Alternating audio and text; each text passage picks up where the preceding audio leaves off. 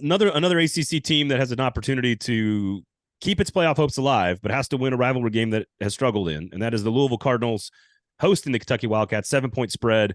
And Kentucky, you want to talk about coaching trajectories. I think it is unfair to lump one game against Louisville, a top 10 team on the road, into some sort of larger,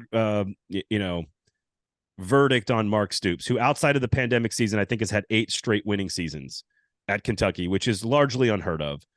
The number of 10-win seasons since integration, it's Mark Stoops and like one other season. I think he has earned a lot of goodwill and accomplished something, and he's raised the bar for Kentucky. But if they were to, and I think fans are spoiled, frankly, in Lexington in the last couple of years. He's a victim of his own success to some extent. But if they lose to Louisville, 6-6 will be viewed as a step backwards for Kentucky. Louisville, meanwhile, with their boy Jeff Brohm in year number 1, is playing in an ACC championship game. Yes, they didn't have to play Florida State or Clemson. Yes, it's an easier conference. Yes, I think Jeff Brom's offense versus Mark Stoops' defense is going to be a great chess match. But this is there's playoff hopes for Louisville, which is huge. But there's this whole other conversation that's happening right now around Mark Stoops that I think is tied to how this team finishes the season. Do you think it's unfair, or do you think it's fair to say that maybe things are getting a little stale? Can I watch next year's team? Yeah. I think they've been too good for too long to not allow for a small step back. Should they have beaten South Carolina? Should they have held on to a lead against Missouri? Should they have played better in the fourth quarter against Tennessee? I think that stuff, clearly Devin Leary wasn't the answer. I think he needs to hire better assistant coaches. I think he's shown that he's kind of 50-50 on hiring coaches. Mark Stoops Liam Cohen's a good offensive coordinator. I don't doubt that hire at all. No, but he's hired a couple other offensive coordinators that aren't good. So Scan Granella was a horrible hire, right? And Shannon Dawson. So I think there's a few other ones that I would say are questionable. So but I don't I think he's put so much equity in the bank that I think it's silly to talk about moving on from Mark Stoops. I think if he left this job, he could go take any job, largely any. If Iowa's open, they would be stupid not to hire him. If Michigan State is not interested in Mark Stoops, I think they'd be stupid not to talk to him. I just think he's too good of a coach to. And I understand the metrics, and do I think he can win a championship at Florida State or Texas A&M? Probably not. But do I think he's a perfect coach for Kentucky? Yes, I think he is. Maybe the conversation here is, first of all, just we need to keep in mind how hard it is to win at Kentucky. Bingo. And the lack of success that they've had before Mark Stoops and kind of what he's been able to do. But also, I think there is a conversation about how hard it is to maintain something in college football. Yep. And Stoops, I think, like you mentioned, he's whiffed on a few offensive coordinator hires. I think what would concern me the most is defensive regression this year. Mm-hmm. Their secondary has not been very good. And, usually you can count on Kentucky under Mark Stoops having a pretty solid defense. So I guess this game, I don't think is a narrative. It's not going to set this off-season storyline, but it does feel like you've got a case of there's a little bit of different momentum around both teams. You've got Louisville trending up under Jeff Brohm. You've got Kentucky. If they lose this game, it's not going to help Mark Stoops in the offseason conversation, but I don't think he's on the hot seat or anywhere close to it.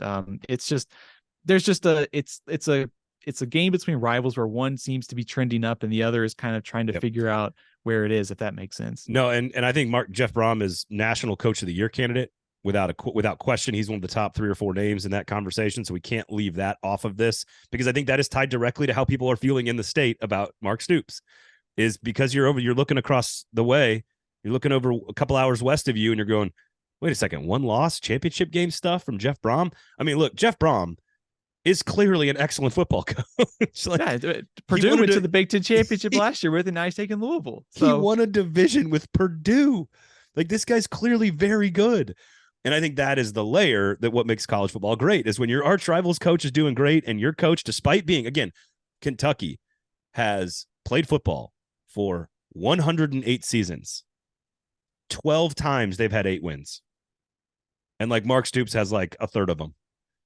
And so I just think it you can lose that perspective awfully quickly if you don't pay attention. But I think having your arch rival have a national coach of the year and trending the way how quickly Louisville trended the way they did, I think it's weird how something else happening somewhere else could affect the way it works in your world. And that is the beauty of college football. And we're going to get to this with South Carolina and Clemson as well. Also, be careful what you wish for too. I mean, if you're Kentucky and you say want to get rid of Mark Stoops, the replacement might not be as good. I did see somebody refer to Kentucky as the Brohm-monwealth of Kentucky last week. That was pretty good. I'd never heard that one before. We haven't talked about the matchup actually, which is to your point, offensive scheme from Brohm, defensive scheme from Stoops. Jewar Jordan is one of the most underrated players in the country. What is the what do the two schematic guys have? Because again, Brohm offense trending up, development of quarterback trending up. Stoops in the defense a little bit more inconsistent than I think people wanted. I think a couple of those defensive linemen, focus and maturity maybe is an issue there. So I don't know. It's going to be an interesting matchup. 7-point favorite at home though is not a big number for a team that's in the top 10 and trending the way Louisville is versus where Kentucky's at.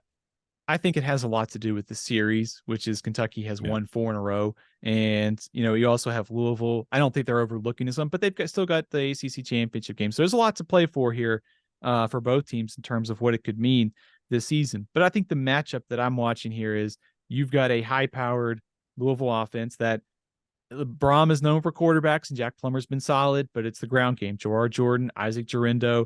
How do they play against a very good Kentucky front?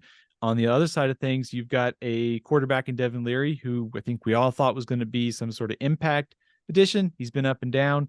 Louisville's defense, I think, is also kind of the underrated storyline for me this season. Ron English has done a really nice job as the defensive coordinator. Louisville is second in the ACC against the run. That could be some tough sledding for Ray Davis in that Kentucky ground game. So I think a lot of intriguing matchups here. But for all we're talking about Louisville's offense, I think their defense is sort of the underrated storyline. That's, to me, I think the combination of Louisville's ability to generate something through the air, maybe a little more consistency at quarterback, and the defense here at home, I think, and also the trend line to sort of beat Kentucky for the first time in 5 years. I like Louisville here. I agree with all of that stuff. Too inconsistent at quarterback for Kentucky. Matchups play into Louisville's favor here, so I like the Cardinals to win, and that keeps their national college football playoff hopes alive. That's right, folks. Jeff Brohm is a miracle worker.